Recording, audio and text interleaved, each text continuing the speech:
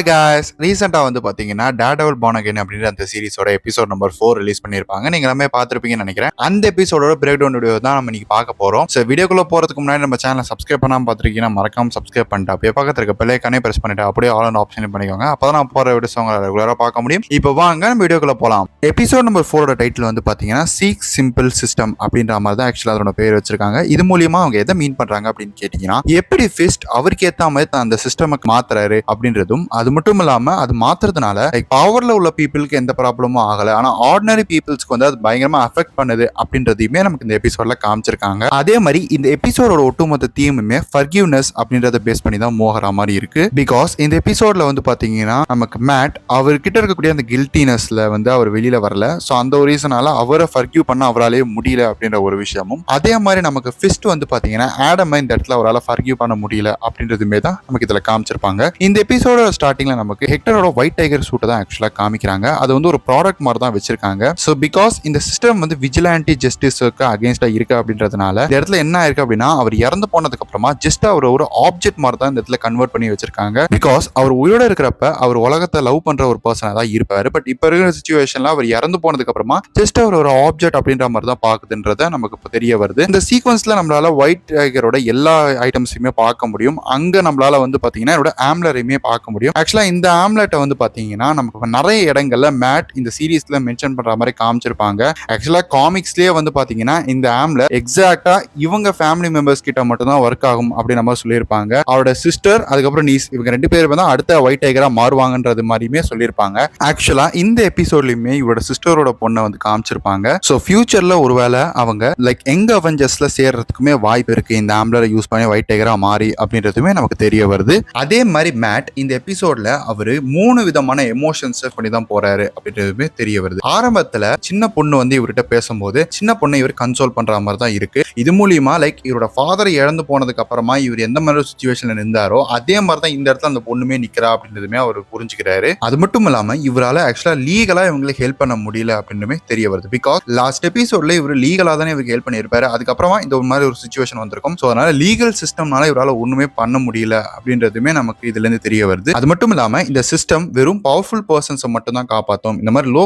இருக்கக்கூடிய பர்சன்ஸை வந்து காப்பாத்தாது அப்படின்றதுமே நமக்கு இந்த ஒரு எபிசோட்ல ஒரு இடத்துல ஃபோர் ஷேடோவும் பண்ணியிருப்பாங்க. லைக் எப்படின்னா நிறைய கிட்ஸ் வந்து பாத்தீங்கன்னா பார்ல அவங்க பாட்டுக்கு அவங்களுக்கு எவ்வளவு சரக்கு வேணுமோ அவங்களை குடிச்சிட்டு இருப்பாங்க. லைக் அதெல்லாம் ஒரு மிஸ்டேக்கா அவங்க பார்க்காம ஒன்னும் இல்ல, சாதாரணமா ஒருத்தர் வந்து பாத்தீங்கன்னா உணவுக்காக ஷாப்ல வந்து பாத்தீங்கன்னா ஒரு ஐட்டம் வந்து திருடி இருப்பாரு. ஸோ இதுக்காக அவரை கைது பண்ணாம நமக்கு காமிப்பாங்க. அவர் யாருன்றதை போக போக நம்ம பார்க்கலாம். ஆக்சுவலா வந்து பாத்தீங்கன்னா நீங்க ஆரம்பத்துல ஒரு சீன்ல நம்மளால கிங்பின்னோட இமேஜ் ஆக்சுவலா பார்க்க முடியும். அந்த இமேஜ்ல லைக் 2 விதமா உங்களுக்கு காமிக்கிற மாதிரி தான் இருக்கும். அதுல ஒரு சைடுல கிங்பின் இவருக்கு நடுவுல வந்து பாத்தீங்கன்னா இவர் கிங் அப்படின்ற மாதிரி போட்டுட்டு அங்க வந்து நியூயார்க்கு இவருக்குள்ள வரைஞ்சு வச்ச மாதிரி இருக்கும். சோ இது மூலியமா இவருக்கு ஏத்த மாதிரி எப்படி நியூயார்க் அப்படின்ற அந்த நகரத்தை இவர் மாத்தணும் அப்படின்னு சொல்லிட்டு பாக்குறாருன்றது தெரிய வருது. அடுத்ததுல வந்து ஹெல் அப்படின்ற மாதிரி தான் நெருப்பு இருக்கிற மாதிரி வரைஞ்சு வச்சிருப்பாங்க. சோ இது மூலியமா ஆக்சுவலா அவங்க எதை மீன் பண்றாங்க அப்படின்னா இவரோட அந்த இன்னொரு ஃபேஸை தான் நமக்கு மீன் பண்றாங்க. சோ இது மட்டும் இல்லாம மியூஸ் அப்படின்ற அந்த ஒரு கேரக்டர் வரைஞ்ச ஏகப்பட்ட பெயிண்டிங்ஸ் நம்மளால பார்க்க முடியும். ஒரு இடத்துல அந்த ஸ்கல் பெயிண்டிங்குமே வரைஞ்சிருப்பாங்க, அந்த பனிஷரோட பெயிண்டிங். அதனோட எண்டிங்ல உங்களால வந்து பாத்தீங்கன்னா ஸ்டாச்சு ஆஃப் லிபர்ட்டியுமே பார்த்திருக்க முடியும். ஆக்சுவலா இந்த மியூஸ் அப்படின்ற அந்த கேரக்டர் யார் அப்படின்னு கேட்டீங்கன்னா,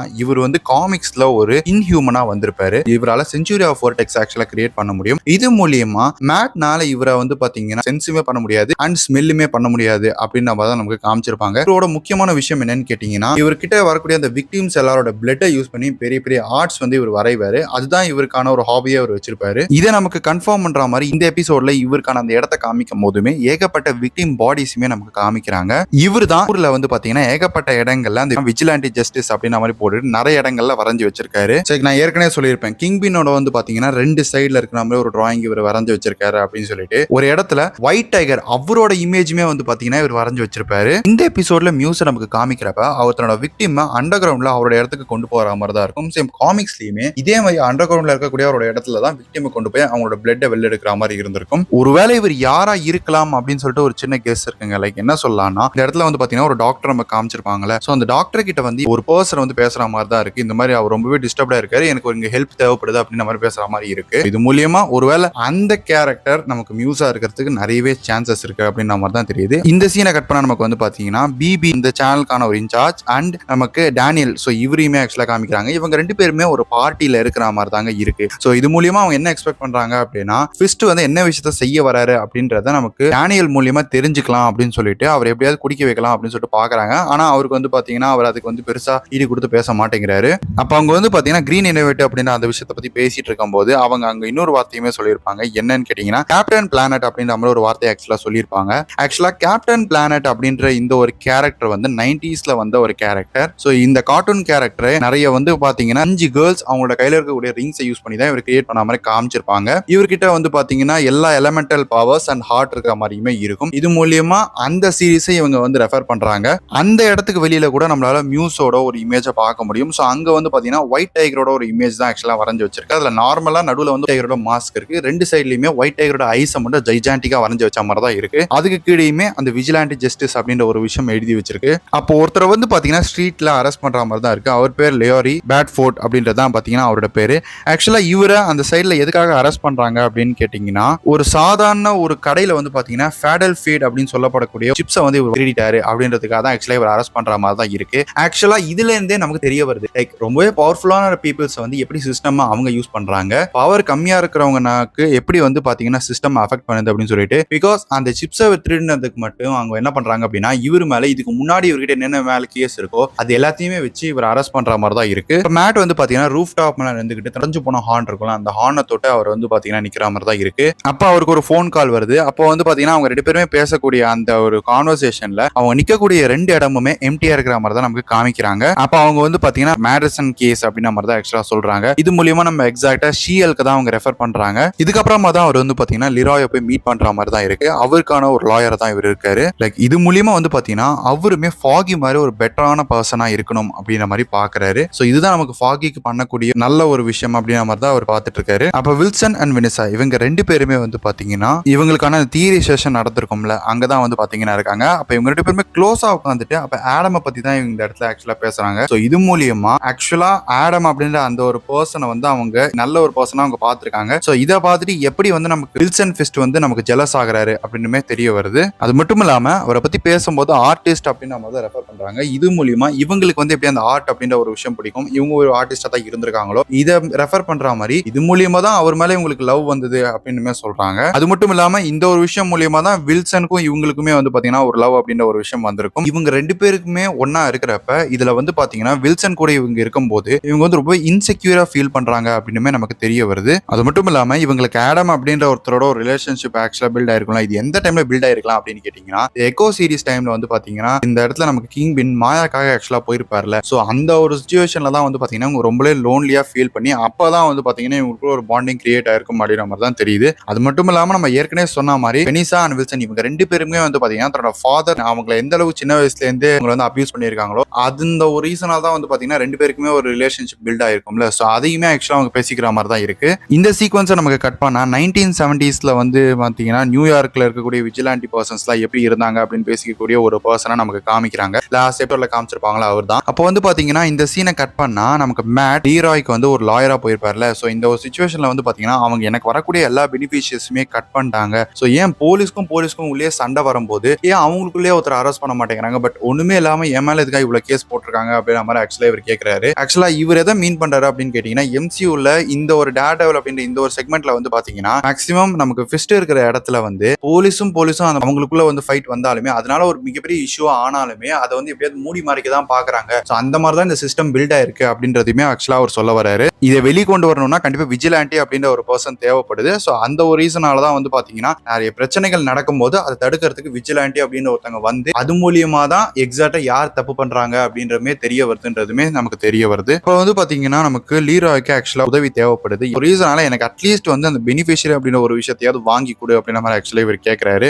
இது மூலியமா எப்படி ஃபாகி வந்து குட் லாயரா அவர்கிட்ட இருக்கக்கூடிய பர்சன்ஸ் எல்லாருக்கும் ஹெல்ப் பண்ணாரோ அந்த மாதிரி ஒரு ஹெல்ப் தான் வந்து பாத்தீங்கன்னா இவர் பண்ணணும்னு சொல்லிட்டு பாக்குறாரு அப்படின்னு நமக்கு தெரிய வருது. பட் ஆனால் இவர் இதுக்கு அப்புறமா நம்ம இந்த அளவுக்கு குட்டா இருந்தோம்னா நம்மளால இந்த சிஸ்டம்ல வாழ முடியாது அப்படின்றத புரிஞ்சுக்கிட்டு இவர் செல்ஃபிஷ் லைஃப் ஸ்டைலுக்கு மாறலாம் அப்படின்னு சொல்லிட்டு ஃபியூச்சர்ல இந்த எபிசோட்ல நமக்கு மாறுற மாதிரி தான் இருக்கு. இது ஒரு ஸ்டார்ட் அப் மாதிரி தான் நமக்கு இந்த கேஸை பார்க்கும்போது தெரியுது. அது மட்டும் இல்லாம இப்ப நடக்கக்கூடிய கேஸை பத்தி அவங்க எதை ரெஃபர் பண்றாங்க அப்படின்னு கேட்டீங்கன்னா என்னதான் இந்த இடத்துல வந்து பாத்தீங்கன்னா நம்ம லீகலா வாதாடினாலுமே லீகலா நம்மளால எதுவுமே செய்ய முடியாது அப்படின்ற ஒரு சிச்சுவேஷனுக்கு வந்துட்டாங்கன்னு தெரிய வருது. சோ அவரை பார்த்துட்டு வரும்போது தான் வந்து பாத்தீங்கன்னா ஜோனத்தன் அப்படின்ற ஒருத்தர் ஆக்சுவலா நமக்கு பார்க்க முடியுது. ஆக்சுவலா இவர் தான் அங்க வந்து ஆரம்பத்துல ஆக்சுவலா அந்த ஹெக்டர் ரயாலா அப்படின்ற அப்படின்ற அவர் இருப்பார்ல, அவரோட கேஸ்ல மெயின் விவரா இருந்திருப்பாரு. ஸோ இந்த காப் வந்து பாத்தீங்கன்னா இவரோட ஃபேமிலியில எல்லாருமே அதுக்கு அடுத்தடுத்தது காப் தான் அப்படின்னு சொல்லிட்டு லைக் அவரோட செஸ்ட்ல இவரோட அந்த அட்டார்னி வெப்பனை யூஸ் பண்ணி அவர் வந்து பாத்தீங்கன்னா புஷ் பண்ணி வாலோட வைக்கிற மாதிரி தான் இருக்கு. இது மூலியமா லைக் அவர் என்ன சொல்ல வர்றாருன்னா, இவரோட ஃபேமிலி எல்லாருமே போலீஸா இருக்காங்களா, ஸோ இவங்க வந்து பாத்தீங்கன்னா ஜஸ்ட் இந்த சிஸ்டம்ல ஒரு சர்வீஸ் பண்ணணும் அப்படின்னு சொல்லிட்டு வரல. உங்களுக்கு வந்து பாத்தீங்கன்னா ஒரு ப்ரௌட்னஸ் அப்படின்ற ஒரு விஷயம் இருக்கணும், அதுக்காக தான் இவங்க எல்லாருமே வந்து பாத்தீங்கன்னா போலீஸா வந்திருக்காங்க அப்படின்ற மாதிரி நமக்கு தெரிய வருது. அது மட்டும் இல்லாம மேட் அந்த ஒரு சீக்வன்ஸ் அவரோட ஹார்ட் பீட்டை வச்சு ஓகே அவர் சொல்றது கரெக்ட் தான் அப்படின்றதுமே புரிஞ்சுக்கிறாரு. அதே மாதிரி மேட் வந்து பாத்தீங்கன்னா அவர் எப்ப டேர்டெவிலா மாறுறாரோ அது வரைக்கும் அவரோட அந்த ரேஜ் அப்படின்ற ஒரு விஷயம் வந்து சேஞ்ச் ஆகாது அப்படின்னு நமக்கு தெரிய வருது. அப்பதான் நமக்கு வந்து பாத்தீங்கன்னா ஃபிஸ்ட் எப்படி வந்து இந்த நியூயார்க்கை மாத்தலாம் அப்படின்னு சொல்லிட்டு பாக்குறாரு அப்படின்னு சொல்லிட்டு அவருக்கான அந்த மாடலை வந்து பாத்தீங்கன்னா காமிக்கிறாங்க. பட் ஆனா இதை வந்து எக்ஸாக்டா அவரால் இந்த இடத்துல வந்து வர வைக்க முடியுமா அப்படின்றது ஆக்சுவலா கொஞ்சம் டவுட்டா தான் இருக்கு. பட் இருந்தாலுமே அவரோட கையில கவர்மெண்ட் அப்படின்ற ஒரு விஷயம் இருக்குன்றதுனால கண்டிப்பா அவர் இதுக்கேற்ற மாதிரி மாத்த முடியும் அப்படின்னு தெரியுது. ஸோ இதை வந்து பாத்தீங்கன்னா காமிக்ஸ் தான் லைட்டா டிஃபரெண்டா தான் காமிச்சிருக்காங்க. ஏன்னா காமிக்ஸ்ல இவர் என்னதான் மேயர் ஆனாலுமே லா அப்படின்ற ஒரு விஷயத்துல ரொம்பவே ஸ்ட்ரகிள் பண்ணியிருப்பாரு, எப்படி வந்து எக்ஸாக்டா தனக்கு ஏற்ற மாதிரி இந்த சிஸ்டம் மாத்துறது அப்படின்னு சொல்லிட்டு. பட் இந்த இடத்துல ஏகப்பட்ட சப்போர்ட் அப்படின்ற ஒரு விஷயம் இவருக்கு இருக்கு அப்படின்றதுனால அந்த பெனிஃபிஷியஸை யூஸ் பண்ணி தான் இவர் ரொம்ப பவர்ஃபுல்லா மாறுறாரு அப்படின்னு தெரிய வருது. அப்ப லீராய்க்கான பெனிஃபிஷியஸை வந்து பாத்தீங்கன்னா நமக்கு மேட்னால கொடுக்க முடியல. பட் ஆனா வந்து பாத்தீங்கன்னா மேட் நான் உனக்கு ஒரு விதத்திலேயாவது ஹெல்ப் பண்றேன் அப்படின்னு மாதிரி தான் ஆக்சுவலா அவர் சொல்லிட்டு இருக்காரு. ஸோ எப்படியாவது லைக் ஹெக்டரை நமக்கு வந்து பாத்தீங்கன்னா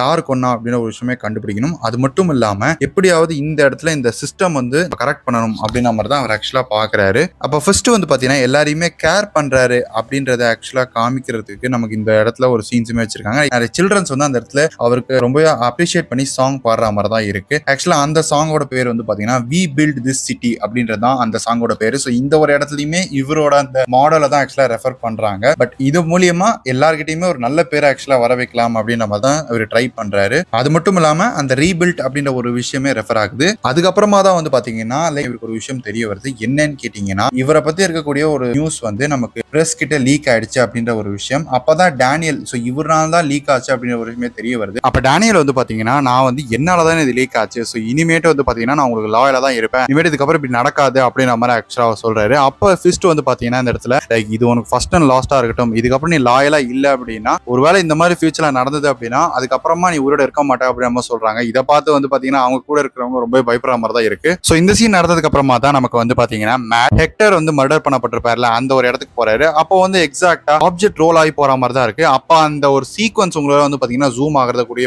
பார்க்க முடியும். அது மூலியமா நமக்கு வந்து அவரோட சென்ஸை எந்த அளவுக்கு கிளாரிட்டியா காமிக்கிறாங்கன்றது தெரிய வருது. அந்த ஒரு இன்சிடென்ட் நடந்ததுக்கு அப்புறமா தான் அவர் ஆக்சுவலா பிராங்க் ஹைட் பண்ணி இருக்கக்கூடிய ஒரு இடத்துக்கு ஆக்சுவலா போறாரு. இது மூலியமா இதுக்கு முன்னாடி வந்து அவர் பனிஷர் மாதிரி இருந்தாரு. பட் இந்த இடத்துல வந்து பாத்தீங்கன்னா அவர் பனிஷரா இல்ல, அவர் நார்மல் லைஃப் தான் வாழ்ந்துட்டு இருக்காருன்றது தெரிய வருது. இந்த ஒரு சிச்சுவேஷன்லயுமே வந்து பாத்தீங்கன்னா ஃபர்கியூனஸ் அப்படின்றது தான் வந்து பாத்தீங்கன்னா மெயின் சிச்சுவேஷனா அவருக்கு இருக்கு. பிகாஸ் ஃபாகிக்கு அவர்னாலதான் இந்த ஒரு இன்சிடென்ட் நடந்தது அப்படின்னு சொல்லிட்டு தான் அவர் ரொம்ப ஃபீல் பண்ற மாதிரி தான் இருக்கு. அதே மாதிரி ஆக்சுவலா நமக்கு எந்த ஒரு இடத்துலயுமே பிராங்க்கு மேட் தான் டேர்டெவில் அப்படின்ற ஒரு விஷயம் வந்து தெரிஞ்ச மாதிரி நமக்கு சீசன் 2ல காமிச்சிருக்க மாட்டாங்க. சோ ஒருவேளை சீசன் 3க்கும் இந்த பார்ன் அகைனுக்கும் நடுவுல ஏதாவது ஒரு இன்சிடென்ட் நடக்கிற மாதிரி அவங்க இதுக்கப்புறம் காமிக்கலாம். அது மூலியமா வந்து மேட் மோர்டாக் தான் டேர்டெவில் அப்படின்ற ஒரு விஷயம் அவருக்கு தெரியுது அப்படின்றத கூட நமக்கு காமிக்கலாம். அந்த ஒரு சிச்சுவேஷன்ல வந்து பாத்தீங்கன்னா இவர் டேர்டெவிலா இருந்து சர்வீஸ் பண்ணது ரொம்பவே சந்தோஷம் மாதிரி சொல்லியிருப்பாரு. சோ இது மூலியமா ஆக்சுவலா அவர் எதை மீன் பண்றாருன்னா நமக்கு அவர் வந்து ஒரு சோல்ஜரா தான் இருந்திருக்காரு. சோ அந்த ஒரு விஷயத்தை ரெஃபர் பண்றாரு. அதே டைம்ல ஃபாகி இறந்து போனதுக்கு தான் தான் காரணம் அப்படின்னு சொல்லிட்டு ரொம்பவே கில்ட்டியா ஃபீல் பண்றாரு அப்படின்றத தெரிஞ்சுக்கிட்டு சோ இந்த இடத்துல வந்து பாத்தீங்கன்னா இவர்கிட்ட அவரோட மெமரிஸை பத்தி பேசுற மாதிரி தான் இருக்கு. அப்ப மேட் ஃபாகியோட மெமரிஸ் மூலியமா வந்து பாத்தீங்கன்னா ஃபாகி வந்து எப்படி ஹானஸ்டான ஒரு பர்சனா இருக்காரோ அந்த மாதிரி இந்த இடத்துல வந்து பாத்தீங்கன்னா இவர் ரொம்ப ஹானஸ்டா இருக்காரு அப்படின்ற மாதிரி தான் ஆக்சுவலா ஃபீல் பண்றாரு. அதே டைம்ல இவரு இந்த சீசன்ல உங்களுக்கு 2 இடத்துல மட்டும் தான் ஃபாகி இறந்து போனதுக்கு அப்புறமா ஃபாகியை பத்தி ஆக்சுவலா சொல்லியிருப்பாரு. அதுல ஒரு இடத்துல வந்து பாத்தீங்கன்னா கோர்ட் ரூம்ல ஃபாகியை பத்தி சொல்ற மாதிரி இருக்கும். அதுக்கப்புறம் வந்து பாத்தீங்கன்னா ஹெக்டர் கிட்ட ஒரு இடத்துல அவரு நார்மலா எனக்கு ஒரு பார்ட்னர் இருக்கான் அப்படின்ற மாதிரி ஆக்சுவலா சொல்லியிருப்பாரு தவிர மத்தபடி எக்ஸாக்டா ஃபாகின்னு அவர் மென்ஷன் பண்ணியிருக்க மாட்டாரு. அப்ப வந்து பாத்தீங்கன்னா பிராங்க் கில்ட்ட வந்து போக்கணும் அப்படின்னு சொல்லிட்டு தான் பாக்குறாரு. பட் ஆனா அந்த சிச்சுவேஷன்ல வந்து பாத்தீங்கன்னா இவரு கொஞ்சம் லைட்டா கோவப்பட்டு அவர் மேல எக்ஸ்பிரஸ் பண்ற மாதிரி தான் காமிக்கிறாங்க. அப்ப அவர் அப்பாலஜைஸ் பண்ணிட்டுமே போறாரு. அப்ப அந்த சீனை கட் பண்ணா நமக்கு பிஸ்கோட இடத்துல தான் காமிக்கிறாங்க. அவர் தன்னோட வைஃபோட டின்னர் டேபிள்ல உட்காந்து சாப்பிடுற மாதிரி தான் இருக்கு. பட் இந்த இடத்துல கேப் வந்து கொஞ்சம் கம்மியான மாதிரி தான் காமிக்கிறாங்க. சோ இது மூலியமா லைக் கொஞ்சம் கொஞ்சமா அவங்களுக்குள்ள இருக்கக்கூடிய அந்த கேப் அப்படின்ற ஒரு விஷயம் வந்து போகுது அப்படின்றது தெரியுது. அங்கேயுமே வந்து பாத்தீங்கன்னா அவங்க அந்த ஃபர்கியூனஸ் அப்படின்ற ஒரு விஷயத்தை ஹைலைட் பண்ணி காமிக்கிற மாதிரி தான் இருக்கு. ஃபைனலா மேட் வந்து பாத்தீங்கன்னா ஹெக்டர் கிட்ட மீட் பண்ணும்போது ஹெக்டர் கிட்ட ஆக்சுவலா அவங்க பேசுறாங்க. சோ அந்த பேசுற ஒரு கான்வர்சேஷன்லயே நம்ம அவரோட கில்ட்டை பத்தி பார்க்க முடியும். அந்த